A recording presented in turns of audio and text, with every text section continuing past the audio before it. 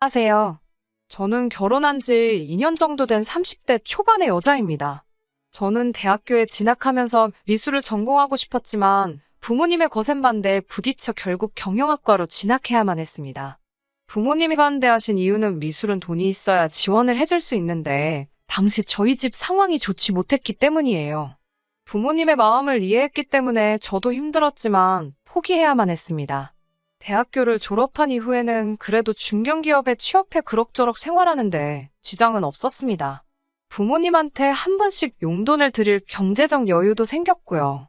직장 생활 외 제가 주로 즐기는 일은 만화책을 읽는 일이었어요.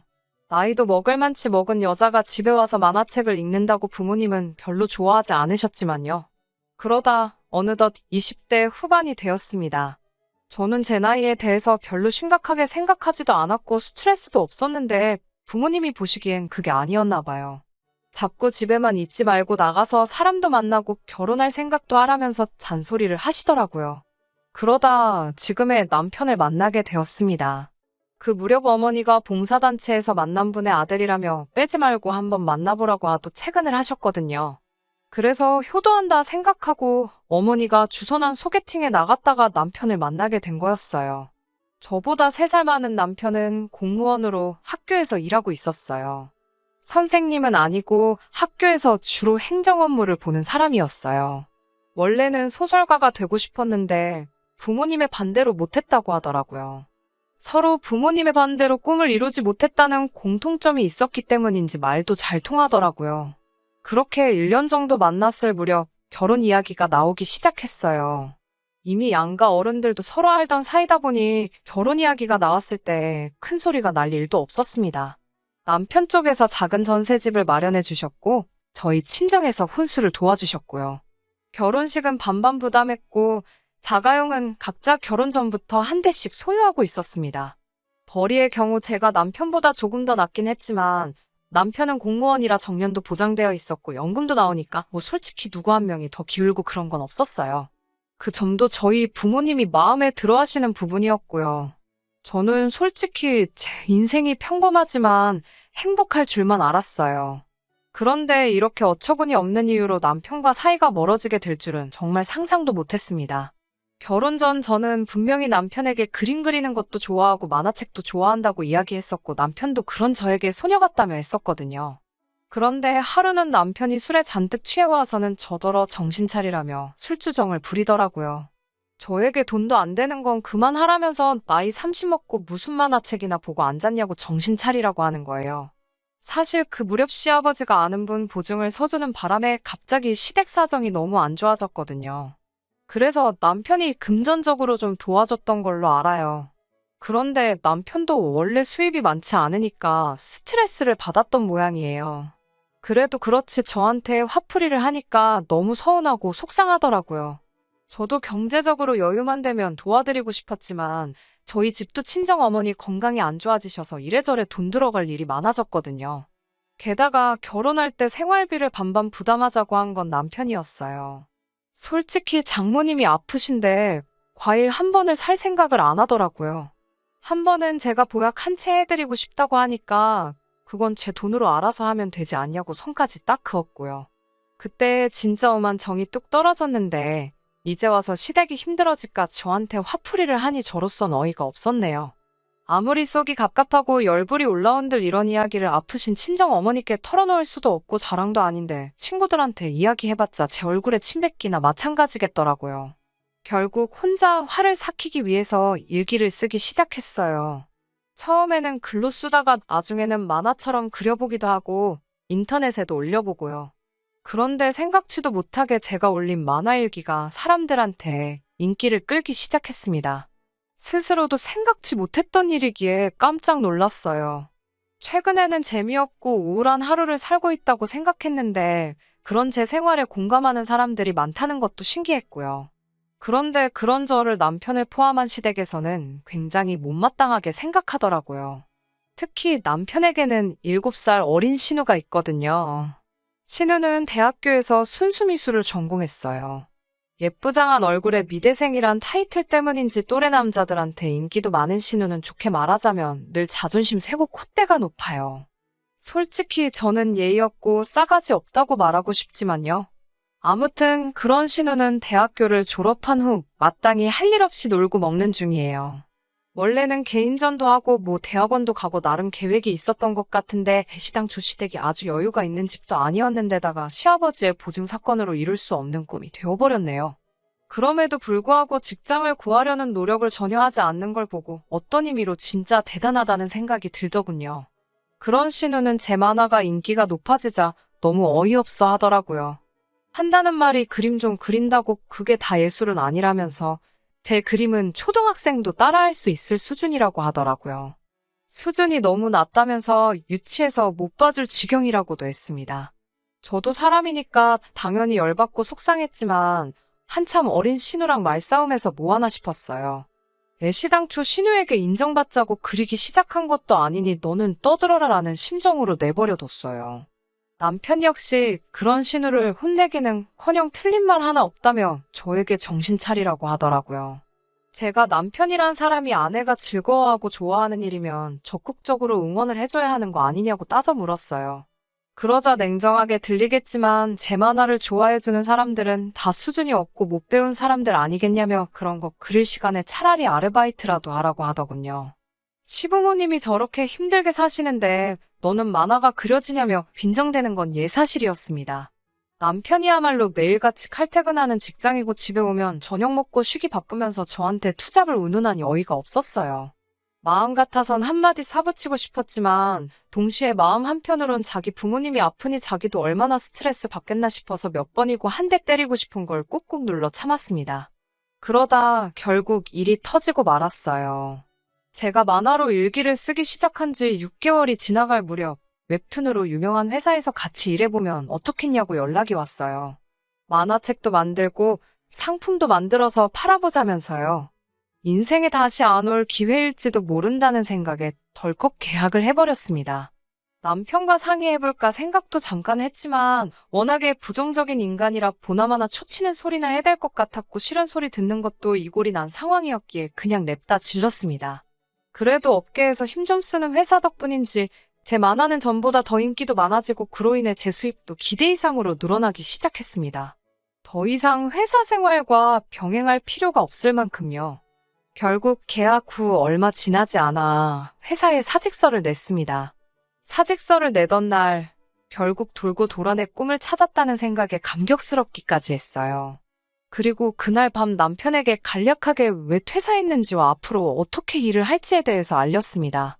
남편은 어이없다는 듯이 저에게 너는 어떻게 하면 남편 자존심을 깔아뭉갤까 고민하며 사냐고 따지더라고요.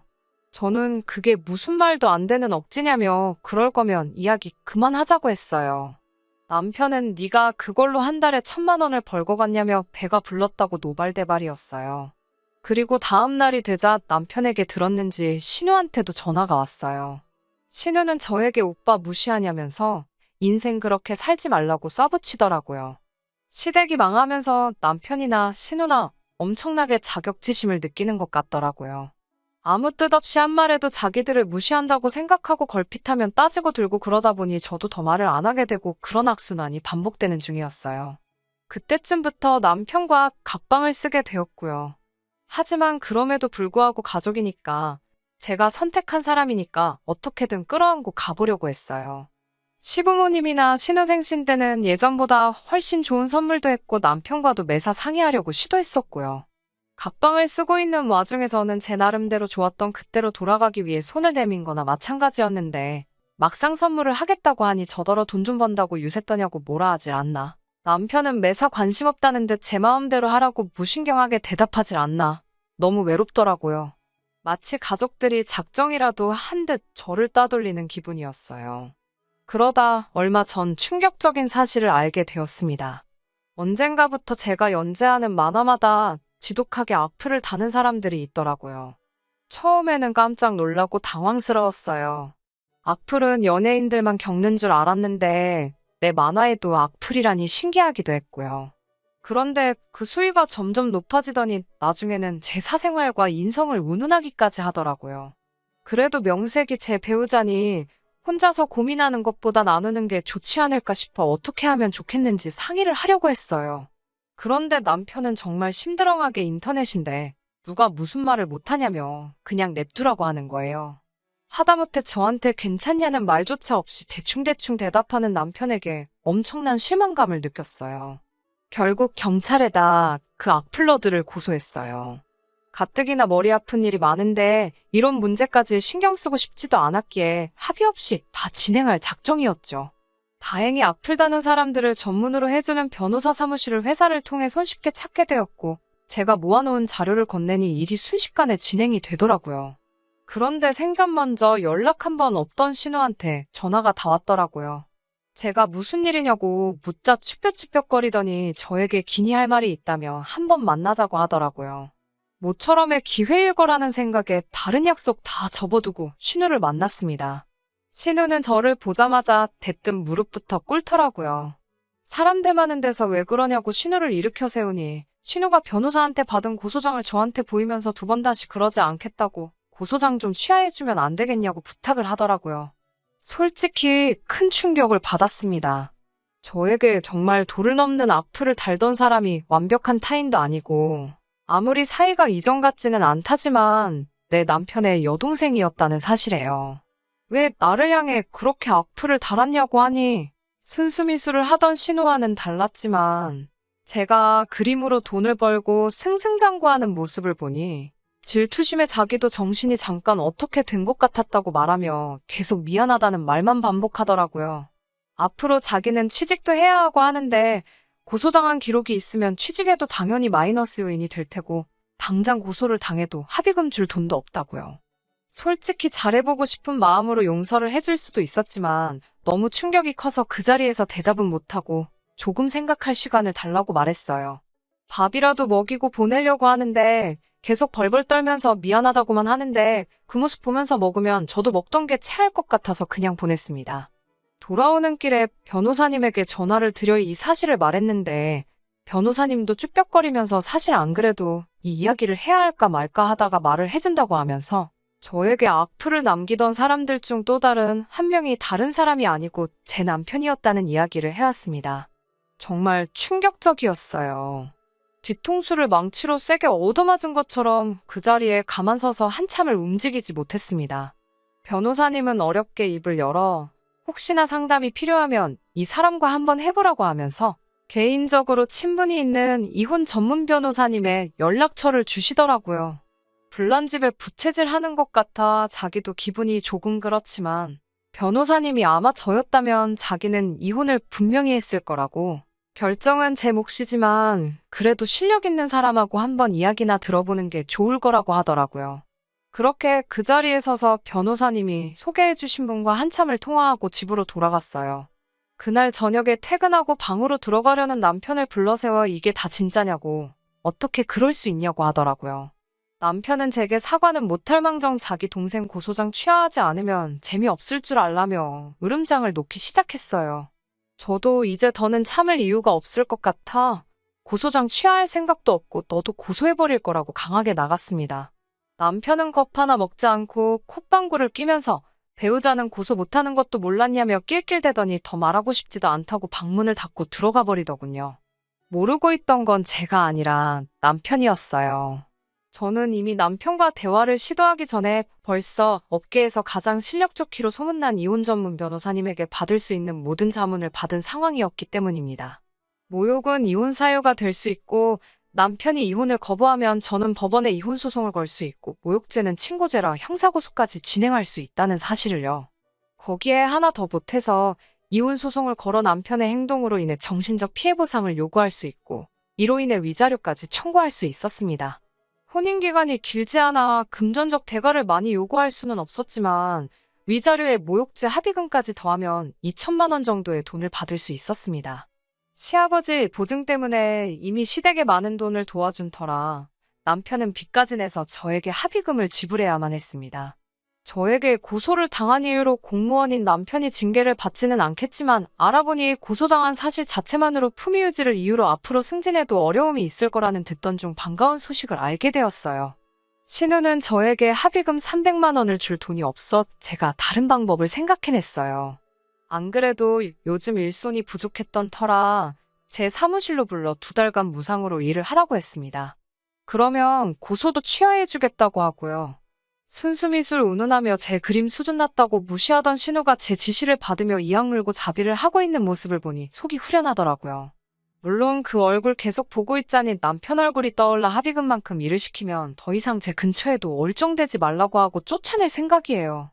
이미 한참 전부터 어긋나버린 결혼 생활이었지만 어떻게든 제 스스로 되돌려보고자 했던 노력이 있었기 때문인지 이 사람들에게 제가 너무했다는 생각이나 죄책감 같은 건 들지 않습니다. 오히려 저는 기회를 줬는데 그 기회를 스스로 차버린 그 사람들이 당연히 감내해야 할 벌이라고 생각해요. 저도 늦게나마 이룬 꿈, 다시 제게서 떠나가지 않도록 부단히 노력할 생각입니다.